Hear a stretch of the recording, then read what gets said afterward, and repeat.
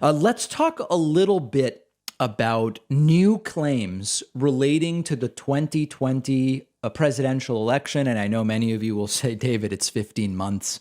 That was 15 months ago. How could we're still getting new claims? And the answer is that yes, we are. And this one's particularly important because it really shows the naivete of many of the believers in these 2020 big lie type stories. We're going to look at a very interesting but also kind of vomitous clip from apparently Republican Congressman Matt Gaetz, who is being investigated for all sorts of serious crimes. Matt Gaetz, I guess, has a podcast on right-wing platform Rumble, which the David Pakman Show now also is on. We're throwing our hat in the ring, seeing if we can deprogram some people over on Rumble.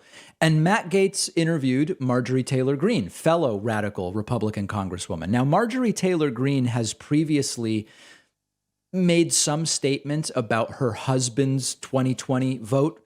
But in this clip, she straight up says that her husband's vote was stolen.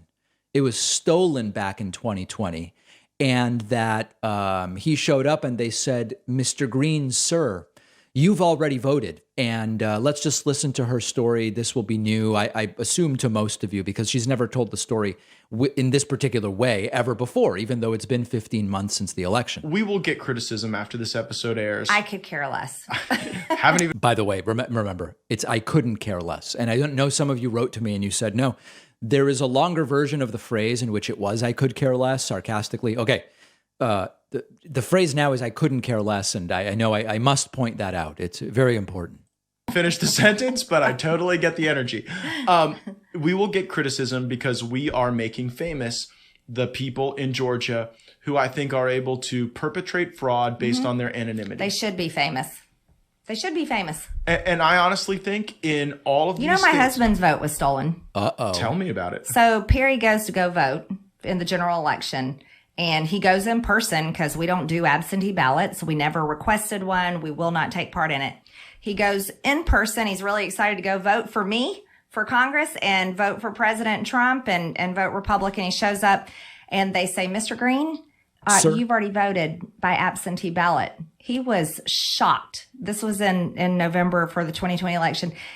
He goes, no, I have not voted absentee ballot. I never even ordered one. And they said, yeah, we have it right here. And it showed on the screen that he'd already voted absentee ballot. He had to go through this 45-minute process, signing all these waivers, proving, this, a statement saying he had not voted before they let him go cast his vote electronically and actually vote in person. So, but guess what? There was no one told him that they would find the fake ballot that supposedly someone cast in his name by absentee. And no one said we can get rid of that and tear it up. Now, there is no actual proof that anybody did submit that. We don't even know, assuming what she's saying is true, we don't know where it was merely a clerical error. We just don't know. And the other important thing is that the story that she told was different back in November of 2020. The Atlanta Journal-Constitution covered this in an article called Greene Falsely Claims Husband's Voting Record Reveals a Scam.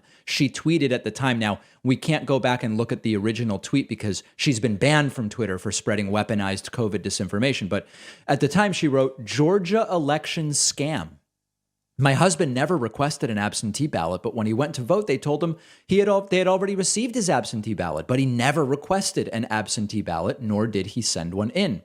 Greene posted a screenshot of Perry Greene's voter information showing her husband voted early on October 23rd and that the vote was accepted. The screen also shows a second ballot, requested and received the same day, was canceled. What really happened to the other ballot? Now, understand that now we have a story of two early ballots, which she didn't just mention to Matt Gaetz. Robert Brady, the chief clerk of elections from Floyd County, said nothing happened. The ballot was canceled according to procedure. According to this, he signed an affidavit on the 23rd of October and was allowed to vote. He only voted once. Trump questioned this as well. Also relevant to the Marjorie Taylor Greene thing, Greene began tweeting about her husband's ballot Sunday. By Monday, it had been retweeted more than 7,000 times. Brady, the Floyd election official, said he couldn't tell from the information available Monday if Perry Green had actually been sent a ballot or if it was a data entry error. But either way, the poll worker followed the correct procedure by canceling the application, asking the voter to sign an affidavit, and then providing a fresh ballot. That in-person ballot was accepted. Once this shows him as having cast a ballot, it wouldn't matter if we got 25 more. We are not going to take any more of them because we know there aren't more ballots in play. So it's all super confusing. And she also said that this happened in November, but it's unclear. Like, all of this might have happened in October, in which case, why did she say it happened in November? It's all bizarre. It's all confusing. And this is actually a very Trumpian strategy, which is sort of like tell every version of any particular story. My husband's vote was stolen. He got 2 ballots. Now he got 1.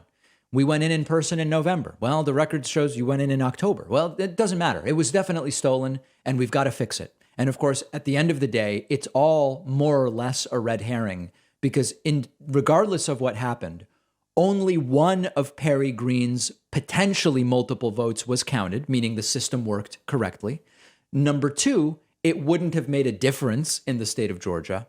And number 3, even if it had made a difference in the state of Georgia, it wouldn't have made a difference in the United States. That doesn't mean we don't care about supposed irregularities. And again, this is only a supposed irregularity because Marjorie Taylor Greene's story is so convoluted. We don't even really know which version she alleges to be true. Doesn't mean we don't care about irregularities. But when we say, are elections more or less working when it comes to the logistics of voting, one question would be, would the alleged irregularities that have been actually reported in a proper way, not Trump vaguely mentioning they lost 100,000 votes, there's no evidence for that, but are the actual reported irregularities even a fraction of the margin in any state? The answer is, of course, no.